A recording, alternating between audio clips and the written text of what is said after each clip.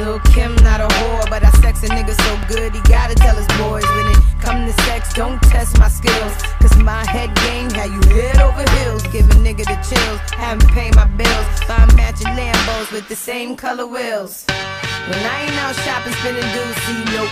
I'm in the crib giving niggas. So, as promised, here is the first story for the Hoe Diaries, guys.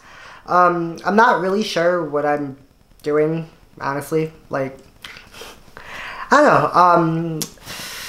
You all know me. I'm Puck Hollywell. Kind of a big hoe. It's not a secret. A lot of straight guys know that. Oops. So, like I told you guys, I'm gonna basically be talking. I'm basically making this. Hold on, let me think about this. I don't know how to word this. I've never done something like this before. I think Brandon's gonna get frustrated at me. Okay, so, as I promised you guys, the Hoe Diaries is basically gonna be, if this kicks off, a bunch of videos about, basically, my hoe stories. So, I know everybody has heard a couple of them. Y'all like them. You guys think they're funny. You think they're creative. Whatever. It's all real life shit. All this stuff that I'm going to be talking about, I have done. And, I mean, I've done a lot. And, yeah, probably not proud of it. But, I mean, we only have one life. So, I had to think for about, what, it's been 2 weeks now?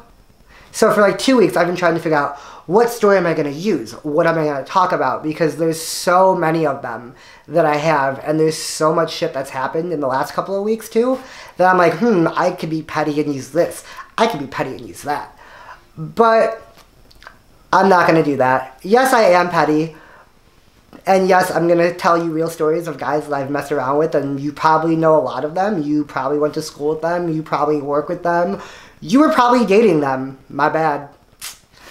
But I will say it right now, I am not going to be using any real names except for one story. If this kicks off and I do get to do that story, all hell's going to break loose, and I don't feel bad about that one. I'm pretty sure a lot of you know who I'm talking about.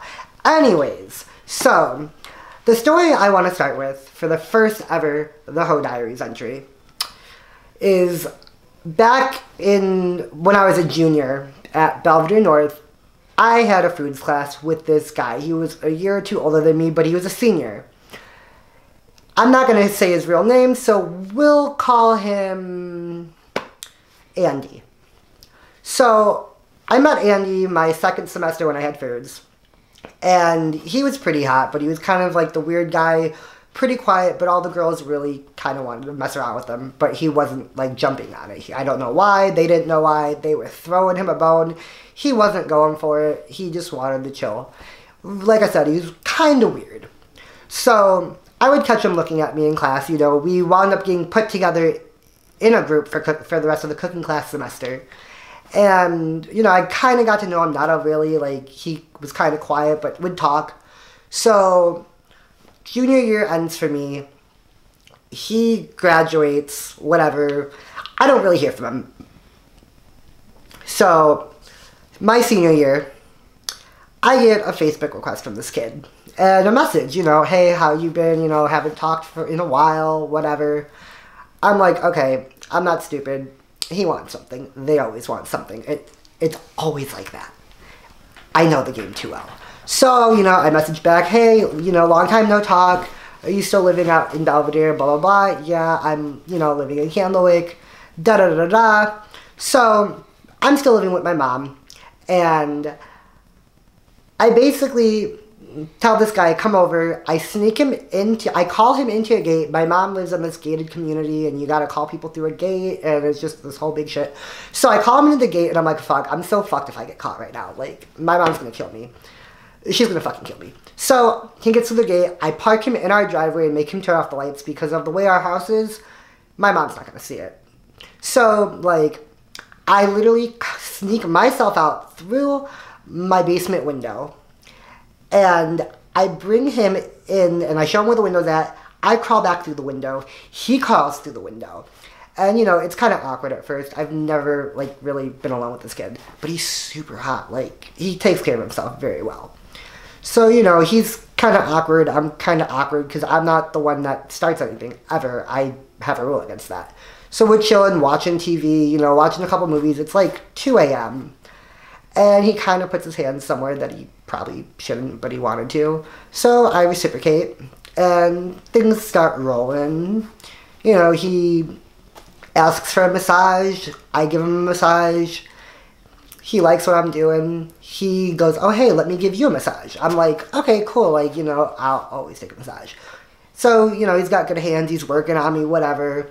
Well, as he's doing my back and gets down lower, he winds up kissing me on my shoulder and then kisses me on the middle of my back and then goes down and goes down. I'm like, and then he licks from, like, the bottom back of me all the way up to my neck onto the scar. I have a scar, and he licks the scar all the way up to my ear and bites my earlobe. And I'm just like, okay, this is a done deal. We're about to fuck. Like, that's it. So I'm like, okay, let me give you another massage, you know, blah, blah, blah. So I take his shirt off of him. I give him a real good deep tissue massage or whatever. I do what he did to me, but better. He's kind of moaning, trying not to moan, and I'm just like, okay, I got you. So I get up to his earlobe, and then I bite it, and I kiss him on the cheek. I kiss him right here, bite him here. Next thing I know, he flips over and just starts making out with me, and I'm like, okay, we're going. So, you know, we're making out, touchy-feely, whatever. He tells me he's kind of a little nervous, like, okay, you know, whatever, you're a straight dude. Never done shit with a guy before. Everyone's nervous, so whatever. I've been around the block. I don't give a fuck. So, I'm like, okay, well, we don't have to do anything you don't want to do. Like, another rule of mine. I won't make you do anything you don't want, you know, vice versa. He's like, I'm down to do whatever. I've just never done it. So, me being the natural person that I am, I lead. I freaking, we're kissing, touching, whatever. I start kissing from his chest, work my way down to his navel. He's on my bed now, and I'm on the floor with my knees, like, kind of on him on the bed.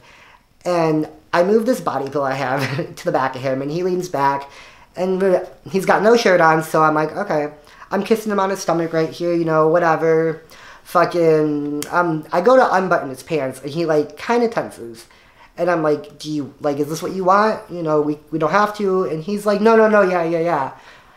Okay, so I unbutton his pants, pull him down, whatever. You can clearly see that he's got a nice ass package. Like, I'm like, okay, this has got to be this has got to be fake. Like, this is really happening to me right now. I'm getting the hot senior kid that I wanted to fuck my junior year. I'm fucking him now.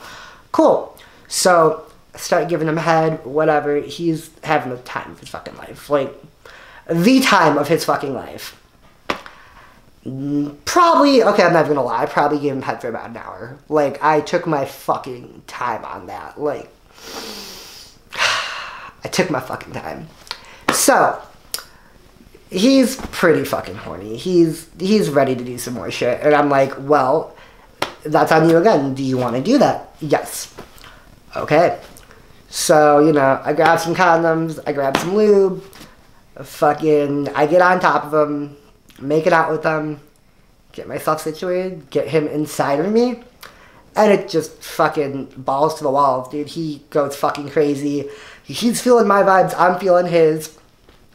Now, when he got to my house, it had to be like, what, midnight to 2 o'clock, whatever. We started fucking, and we fucked for I don't know how long. Next thing I know, we're like laying down. It's all said and done, whatever. I got him off. Everything's good. He's all happy. We're cuddling. We're laying there, and we're watching a movie. Next thing I know, the sun's rising. And I'm like, wait, what? And he's like, it's cool. Like, you know, what time do your parents wake up? And I'm like, oh, they wake up at this time. He's like, okay, well, I'll just sneak out 5 minutes before they wake up. So I've snuck people in my room before. I have made them leave early. I've never kept someone over that long in my life. We accidentally fell asleep. And fucking, I heard my mom get up. And I was like, oh shit. So I literally rushed him up, got him dressed, got him out the window, fucking crawled out the window with him, got him into his car, and then had him not start it, well, kind of start it and put it in neutral, ride down my driveway, and then go. And then I climbed back in my window and pretended like I was just waking up to go to school. And yeah, that went on for, that went on all the way up to my, that went on through senior year. And then I graduated and I moved out to Chicago. And we were still doing things. Like, I think I stopped messing around with this guy maybe 2-3 years ago. And I started messing with him my junior year. So, as we kept messing around, I obviously was no longer living at my mom's house. So I would come out to Belvedere and stay at my mom's house and go to his house. So I thought sneaking into my house was tough. Let me tell you, your boy did some shit. Fucking, this guy he lives about 10 minutes outside of the gate that my mom lives at. I drive there, I park 3 houses down, and he meets me outside. Takes me through the back, through this like little pond area his family has. Like, makes the dog shut up that he has, and then like I come like to a drain ditch, and he's like, yeah, we can't go through the door because the dog will bark, so I'm gonna go through the door. How do you feel about climbing into the drain ditch and going through the drain ditch window to get to my room? I just looked at him and I'm like, you know what, you're cute, the dick's good, I'm about it, I'm here, like, pretty sure we're not gonna get caught. So I was like, cool, whatever, let's do it.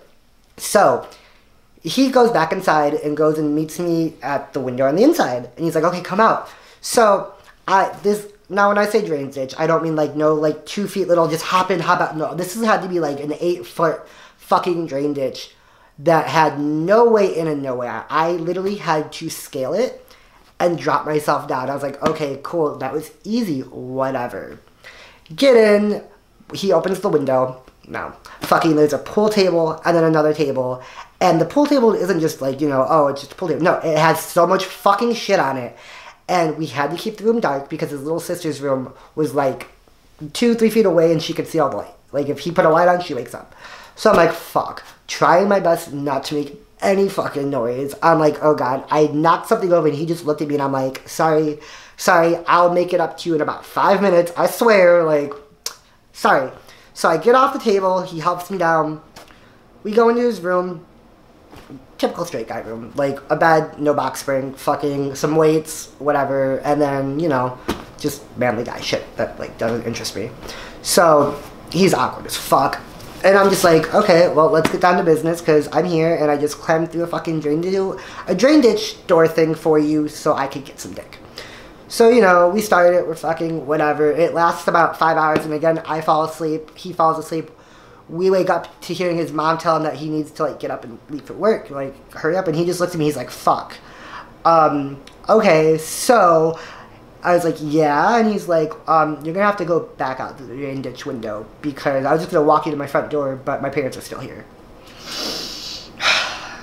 So, you're telling me that I have to climb back over a pool table, climb back in through that little window, and then hoist myself up somehow without making any noise, and fucking leave through your backyard and take that left and run to my car. Yeah, pretty much. So there I go. I'm like, okay, I get dressed, whatever, kiss him goodbye, hit me up when you want this again, blah, blah, blah. He helps me get onto the pool table without making any noise. I open up the drain ditch window, climb into there, and I'm like, okay, how the fuck am I getting up there without making any noise? I literally I tried everything. Like, I literally was like climbing like this and sliding down, like, what the fuck? I literally had to put my feet and hands like this and fucking crab walk, like, up the fucking drain ditch thing. And I was so pissed. Because I almost slipped like 3 times. I'm like, I can't make any noise. If they find me in this drain ditch, I am fucked. Like, how do you explain that? How do you explain to somebody who's never met you why you're in the drain ditch? Like, that's awkward as fuck. So, it took me about maybe 10, 15 minutes. Like, I got out of the ditch finally. I walked around, whatever. I guess his mom and them all left because there was no cars. So, I just casually walked to my car, get into my car, close the door, and I'm just like, okay, so that happened. I wonder how many more times that's going to happen. Well, let me tell you, it happened a lot. Fucking that drain ditch became my best friend. Like, I'm not proud of that, but I'm also okay with that. So, me and him were fucking for whatever. Finally, I kind of just, like, stopped talking to him. Like, we didn't, I guess we fell off. Fell off a little bit, whatever. Well, the reason I picked him to be this first story is because he just fucking messaged me literally 2 nights ago. And friend requested me again and was like, hey, I live back in Belvedere now. Are you still out here? You want to hang out? So, you know, let's see what I have in store for the next one. Bye, guys. I got the magic. Lil' Kim not a whore, but I sex a nigga so good he gotta tell his boys when it come to sex, don't test my skills. Cause my head game had you head over heels, give a nigga the chills, haven't paid my bills. Buy matching Lambos with the same color wheels. When I ain't out shopping, spending dudes, see nope. I'm in the crib giving niggas deep throat tonight.